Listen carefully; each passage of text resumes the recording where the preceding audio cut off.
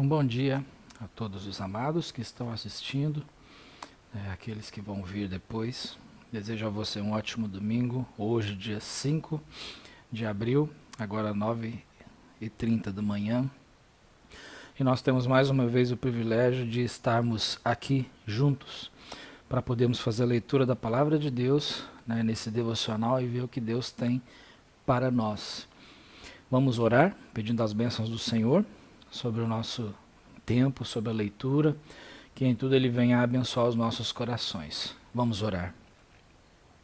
Senhor bondoso Deus, agradecemos a Ti, Pai, por estarmos aqui na Tua presença, com a Tua palavra em mãos, e rogamos ao Senhor que o Teu Espírito Santo venha nos ajudar nessa manhã, a podermos compreender e aplicar todas as verdades nos nossos corações. Transforma-nos e abençoe, ó Deus, as nossas vidas. Oramos ao Senhor, no nome de Jesus. Amém. Muito bem, já há alguns dias nós temos tido o privilégio de continuar pregando a palavra de Deus aqui pelo Facebook. Então que o Senhor continue nos ajudando enquanto esse período não passe.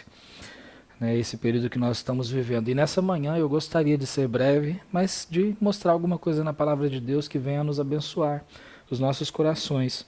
E hoje de manhã eu gostaria de mencionar o livro de Apocalipse, capítulo 2. Apocalipse, capítulo 2, nós entendemos aqui, a nossa intenção hoje de manhã não é fazer um estudo sobre o Apocalipse, mas fixar no capítulo 2. Capítulo 2 de Apocalipse, é interessante, ele vai falar aqui a respeito da carta que João recebeu para a igreja de Éfeso. Nós vemos pela história que houve um imperador em Roma, Domiciano. Ele começou a reinar no ano 81 e foi esse imperador quem enviou João para a ilha de Patmos, para ser exilado ali por causa da sua maldade. Esse imperador, ele era um imperador mau. E ele, tanto é que, se você olhar os livros de história, esse imperador ele era tão terrível que ele foi chamado de Segundo Nero.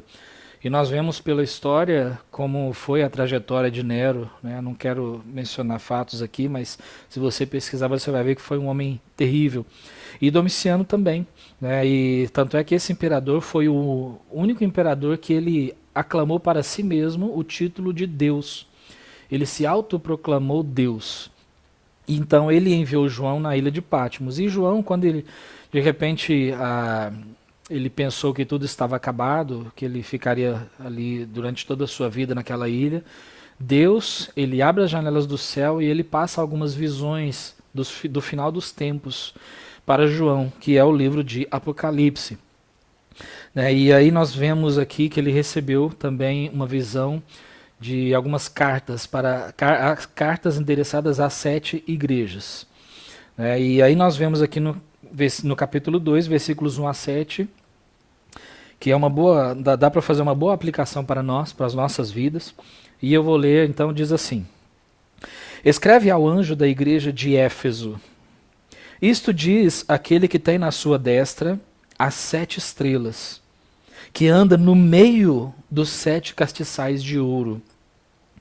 Conheço as tuas obras, e o teu trabalho, e a tua paciência, e que não podes sofrer os maus. E pusestes à prova os que dizem ser apóstolos, e o não são, e tu os achaste mentirosos. E sofreste, e tens paciência, e trabalhaste pelo meu nome, e não te cansaste. Tenho, porém, contra ti, que deixaste o teu primeiro amor. Lembra-te, pois, de onde caíste, e arrepende-te, e pratica as primeiras obras. Quando não, brevemente a ti virei, e tirarei do seu lugar o teu castiçal, se não te arrependeres. Tens, porém, isto, que odeias as obras dos nicolaítas, os quais eu também odeio. Quem tem ouvidos, ouça o que o Espírito diz às igrejas. Ao que vencer, dar-lhe-ei a comer da árvore da vida que está no meio do paraíso de Deus. Aqui, então, João ele recebe essa visão, e essa carta em Éfeso, e aí mandou escrever.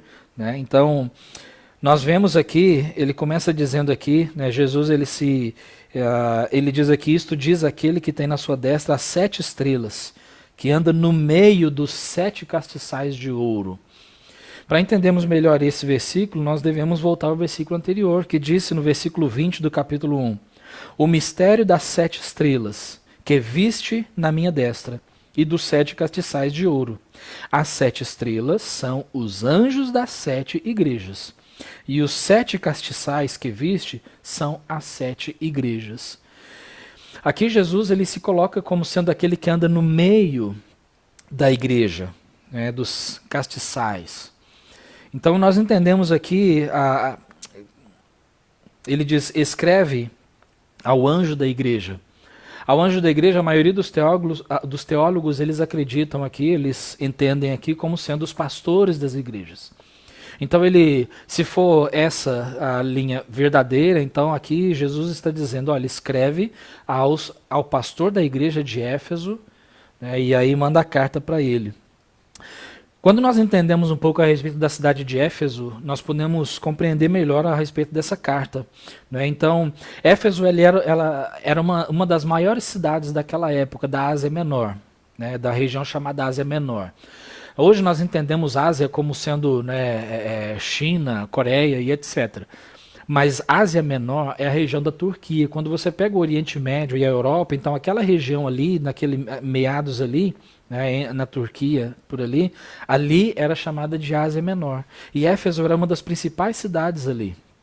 Haviam 3 cidades grandes, Éfeso era uma dessas cidades. E aí nós entendemos, quando você vê ali em Atos capítulo 19, você vê a respeito da cidade de Éfeso. Então ali havia um templo enorme, chamado, que era o templo da Diana. Tanto é que em Atos 19 eles dizem, né, grande é a Diana dos Efésios. Então essa Diana, ela era considerada a deusa da fertilidade, ou a deusa da imoralidade também, né? Então ali segundo a história, haviam prostitutas que se prostituíam por causa dessa deusa no templo. Então havia muita barbaridade naquela cidade, muito pecado. E apesar de todo o contexto negativo, nós entendemos também que foi uma cidade ricamente abençoada por Deus. Ela foi abençoada por Deus pelo evangelho que entrou e também pelos servos de Deus que trabalharam naquela cidade. Se você olhar, né, o livro de Atos, você vai ver ali que Priscila e Áquila estiveram em Éfeso. Você vai ver que Apolo também, Pedro também esteve em Éfeso. E você vai ver também que Paulo trabalhou ali em Éfeso por mais ou menos uns 3 anos. Então foi uma cidade grandemente abençoada. Tanto é que diz ali que naquela localidade a palavra de Deus crescia e prevalecia. Em Atos 19, 20 diz. Ela crescia e prevalecia. Não só crescia, mas prevalecia. Então essa cidade foi uma cidade abençoada. Abençoada pelo Evangelho. Abençoada pela mensagem de Deus. E Cristo aqui é descrito como aquele que tem na sua destra as 7 estrelas e anda no meio dos 7 castiçais.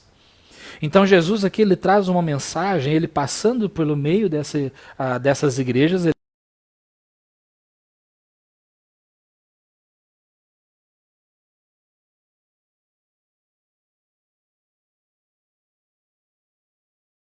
ele traz as tuas obras.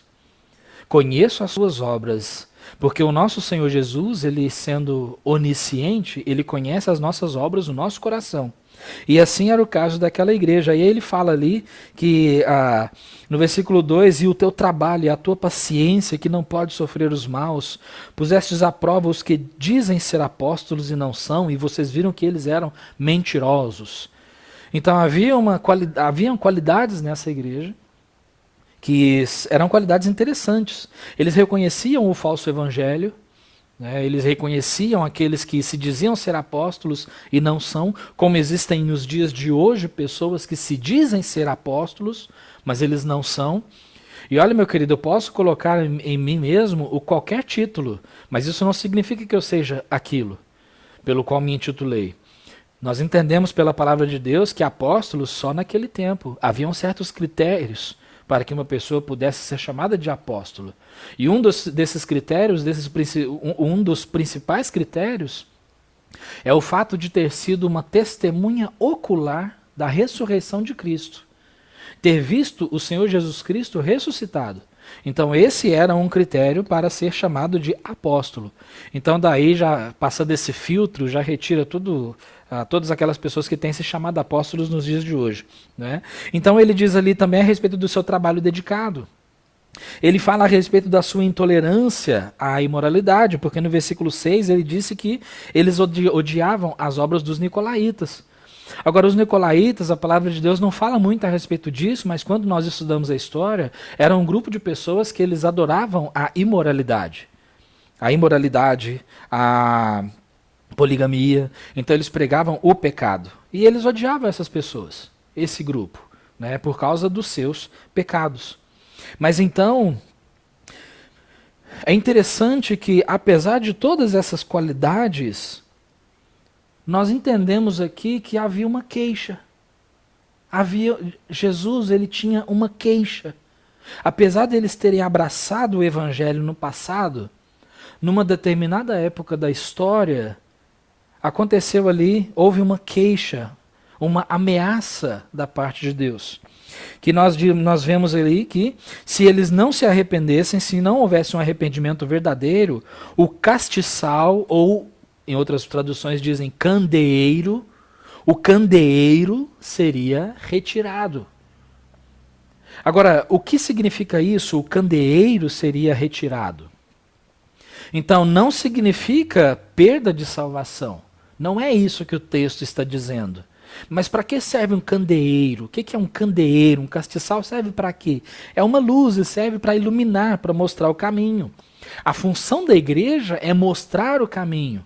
Nós vivemos num mundo em trevas e pessoas precisam de uma luz.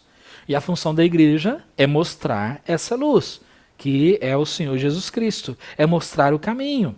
Jesus é o caminho, a verdade e a vida, João 14,6 diz.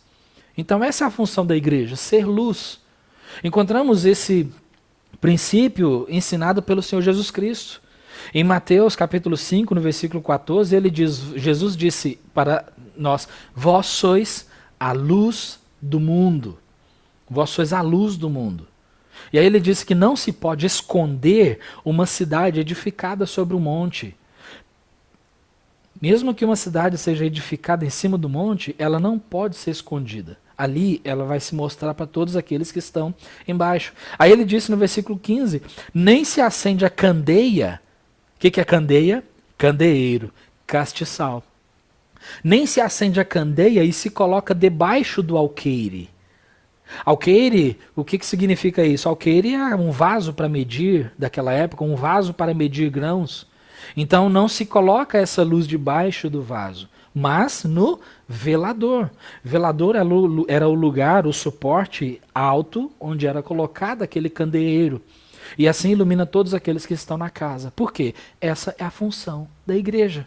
Iluminar, mostrar o caminho para Cristo, que a palavra de Deus nos diz.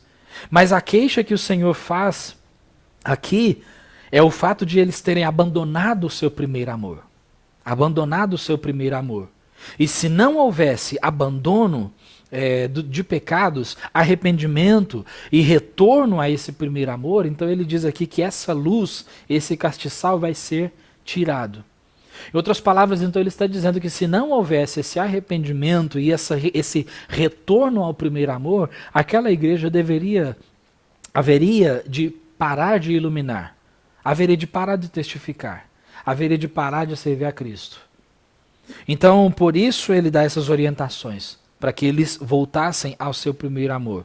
Novamente eu digo então, aqui não está falando, quando fala sobre tirar o castiçal, eu já ouvi pessoas dizendo a respeito de salvação, então nós vamos perder a salvação.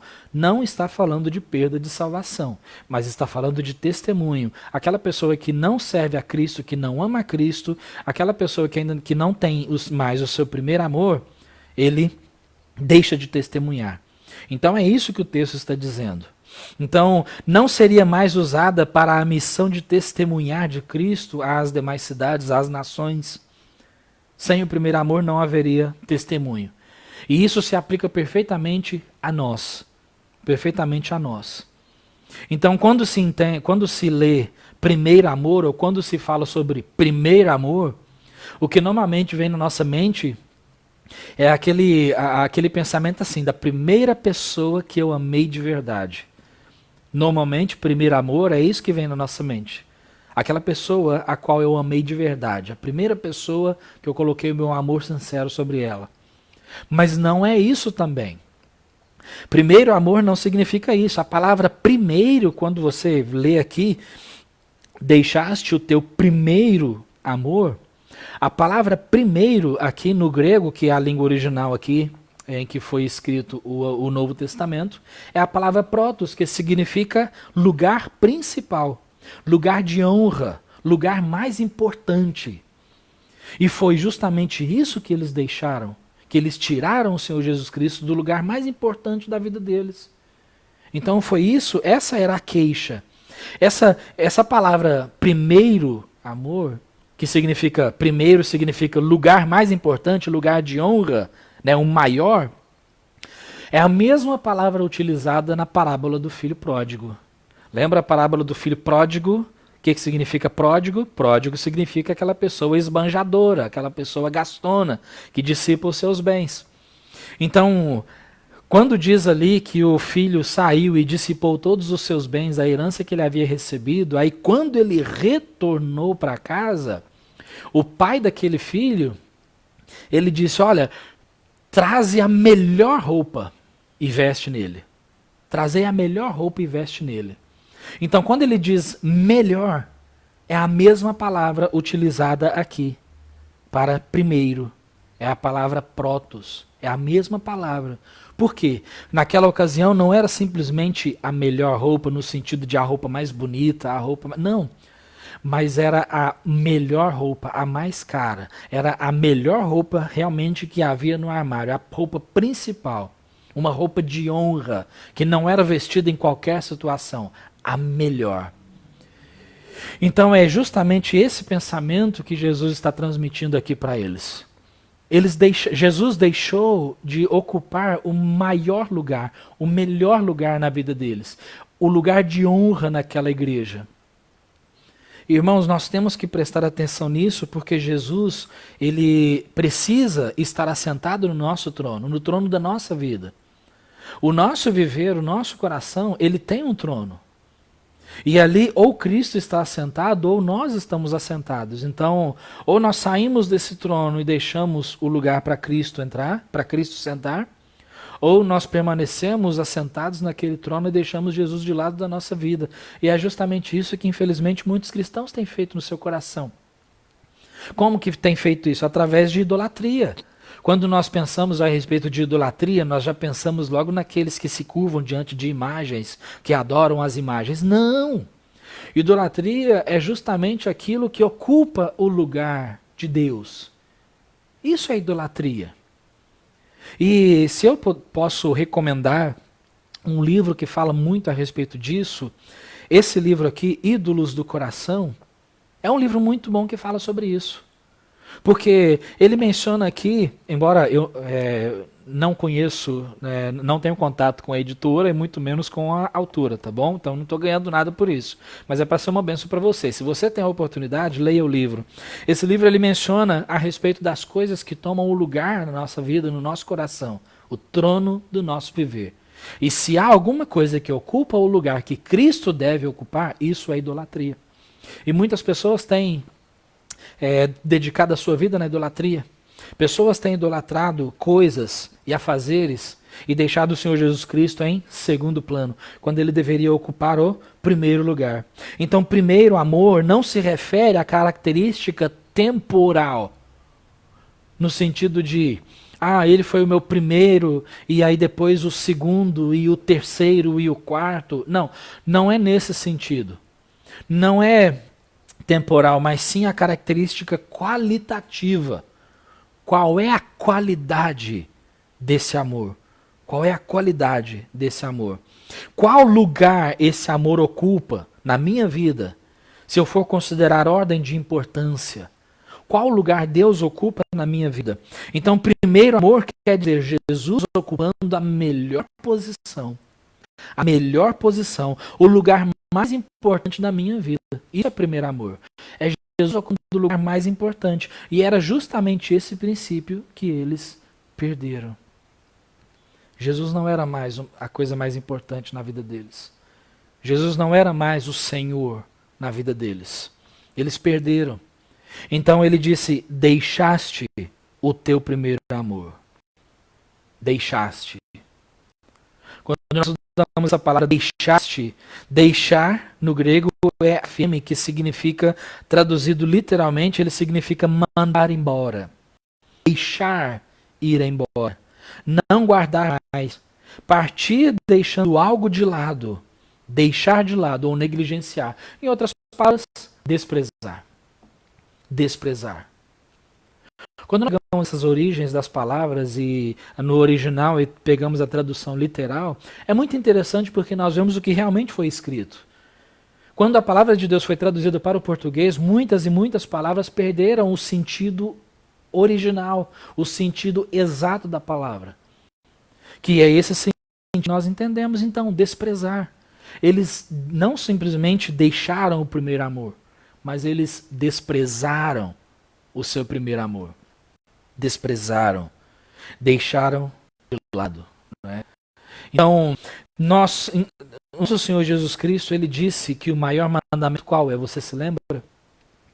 Ele disse em Marcos capítulo 12, versículo 30, Arás, pois, ao Senhor teu Deus de todo o teu coração, de toda a tua alma, e de todo o teu entendimento, e de todas as tuas forças. Esse é o primeiro mandamento.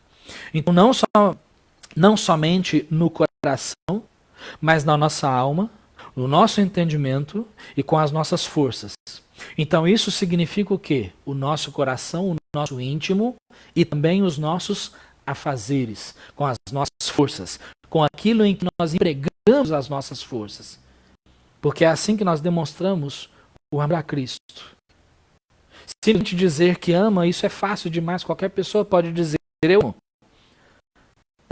A palavra Deus diz em Romanos 5:8, mas Deus prova o seu amor para conosco, em que Cristo morreu por nós, sendo nós ainda pecadores. Deus amou e provou. Cristo amou e provou o seu amor também da sua vida por nós. E nós provamos o nosso amor para com Deus também, não somente em palavras, mas em atitude e no coração. E no coração. Agora é importante entendermos isso em atitude e no coração, porque pode haver o risco de cristãos estarem servindo a Deus somente em atitudes e não em coração. Seja para agradar homens, seja para diminuir a sua culpa na consciência de não estar fazendo as coisas de Deus, mas o importante é o coração. Porque quando acontece no coração, automaticamente isso vai sair, né, para o exterior. Então o Senhor, ele não reprova essa igreja por não o amarem mais, mas sim pela ausência de intensidade no amor que ele esperava encontrar neles. Jesus, ele esperava encontrar um tipo de amor naqueles irmãos. E nós estamos falando aqui de irmãos em Cristo. Então o Senhor, ele dá algumas instruções para eles. Ele dá algumas instruções. E antes de nós darmos essas instruções, eu só gostaria de ler alguns versículos aqui em Jeremias, no capítulo 6, porque houve uma época também em que o povo de Israel recebeu as mesmas orientações. Porque houve um período também em que eles deixaram o Senhor de lado. E são versículos interessantes que nós ligamos à nossa vida. Jeremias capítulo 6, no versículo 15 e 16, olha só o que diz. Porventura envergonham-se de cometer abominação? Pelo contrário, de maneira nenhuma se envergonham, nem tampouco sabem que coisa é envergonhar-se. Eles perderam a noção. Portanto, cairão entre os que caem. No tempo em que eu os visitar, tropeçarão, diz o Senhor. Assim diz o Senhor. Ponde-vos nos caminhos, e vede, e perguntai pelas veredas antigas, qual é o bom caminho, e andai por ele, e achareis descanso para as vossas almas. Mas eles dizem, não andaremos nele, naquele caminho. Então o Senhor, ele dá a oportunidade para eles retornarem. Tanto é que no versículo 8 ele diz: corrige-te, ó Jerusalém, corrige-te. Irmãos, a partir do momento que nós entendemos que nós perdemos o nosso primeiro amor, que Cristo não ocupa aquele lugar de honra, aquele lugar de primazia na nossa vida, então o Senhor, ele nos dá a oportunidade de retornarmos. Porque ele disse aqui, primeiramente, você viu aqui no versículo 5, lembra-te, pois, de onde caíste. Lembra-te. Porque num determinado momento na nossa vida, principalmente no início da nossa conversão, você lembra, se a sua conversão foi verdadeira, foi genuína, você se lembra como foi, você se lembra o que aconteceu. Você se lembra daquela sensação do peso de pecado cair no chão, aquela vontade de poder ler a palavra de Deus, de aplicá-la na sua vida, aquela vontade de decorar versículos, de aprender, de crescer no conhecimento e no entendimento da palavra, aquela vontade de estar junto com os irmãos, aquela vontade de estar na igreja, aquela vontade de sair e falar de Jesus, testificar, mostrar toda aquela transformação que Jesus fez na sua vida. Toda aquela vontade, aquele gozo, aquela alegria com o Senhor, você se lembra disso. Se você realmente é um convertido em Cristo, você se lembra disso. Você sabe como é. Mas infelizmente, depois de um certo tempo, a tendência é que isso diminua. Então lembra de toda aquela alegria, de todo aquele gozo. Aí fica a pergunta para o nosso coração.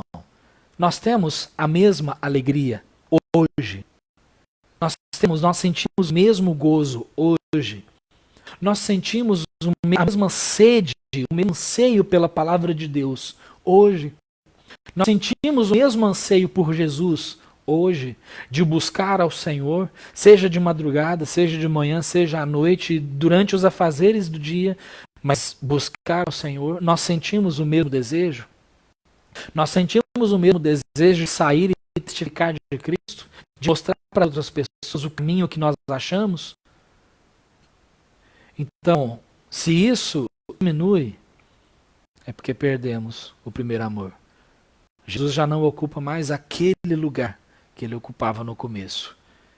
E aí quando nós lembramos disso, então, Apocalipse, no capítulo 2, versículo 5, ele diz: lembra-te, pois, de onde caíste. E é interessante, em comparação com outros salmos, no Salmo 77, versículos 11 e 12, o salmo diz assim: eu lembrarei das obras do Senhor, certamente que eu me lembrarei das tuas maravilhas da antiguidade, meditarei também em todas as tuas obras e falarei dos teus feitos. Meditar nas obras do Senhor, o que o Senhor tem feito na nossa vida e o que ele tem feito hoje. Se hoje o Senhor tem trabalhado na nossa vida da mesma forma com que ele trabalhou no começo da nossa conversão, se o Espírito Santo tem falado na nossa vida hoje da mesma forma que ele falava no começo da nossa conversão, quantas vezes, irmãos, de repente lemos a palavra de Deus, nós chorávamos por causa do nosso pecado. Hoje nós não choramos mais. Por quê? Porque coisas que eram pecados naquela época para nós, hoje já não são mais. Hoje nós vivemos uma época politicamente correta.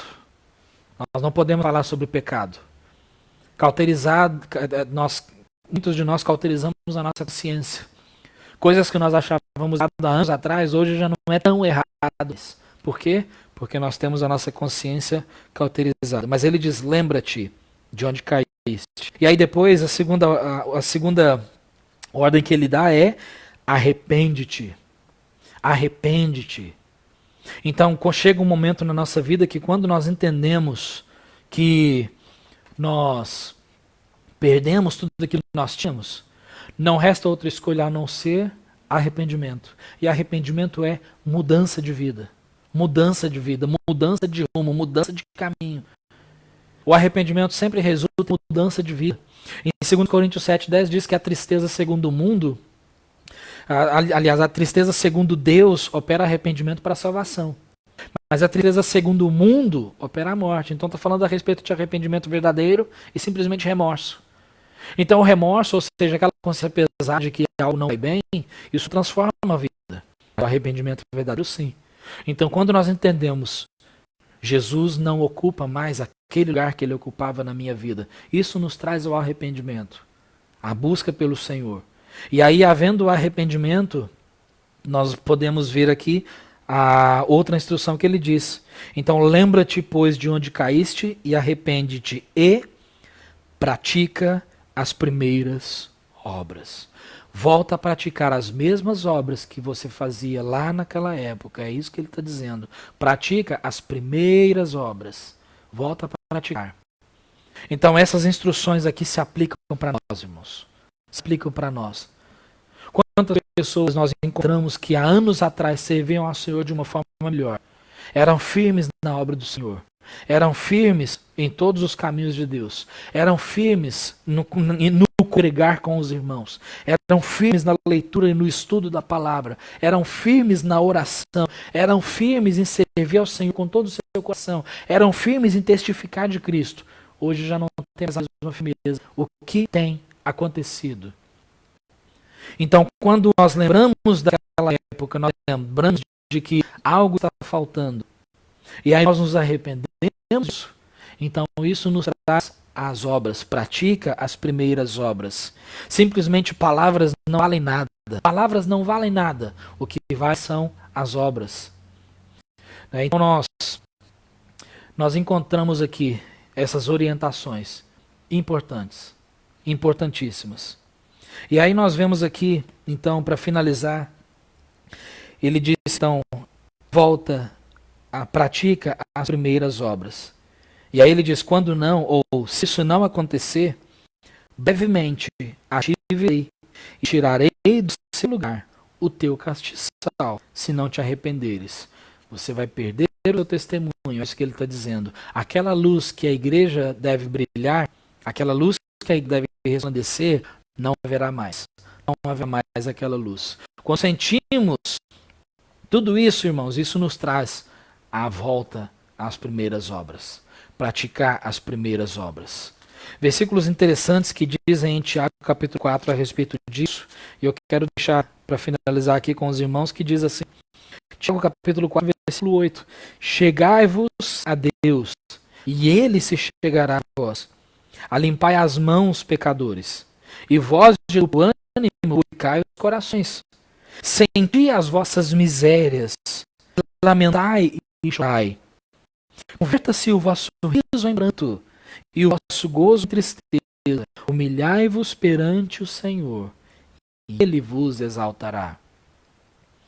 Ao mesmo tempo em que, de repente, a nossa vida não seja exatamente o que nós gostaríamos que fosse, lembre uma coisa. Nós ainda temos vida. Nós ainda temos vida. Ainda há esperança. O Senhor Jesus ainda espera ocupar o lugar principal da nossa vida. Aquele lugar de primazia. Aquele lugar que só Ele deve ocupar. Não estou falando aqui de salvação. Estou falando de relacionamento. Relacionamento.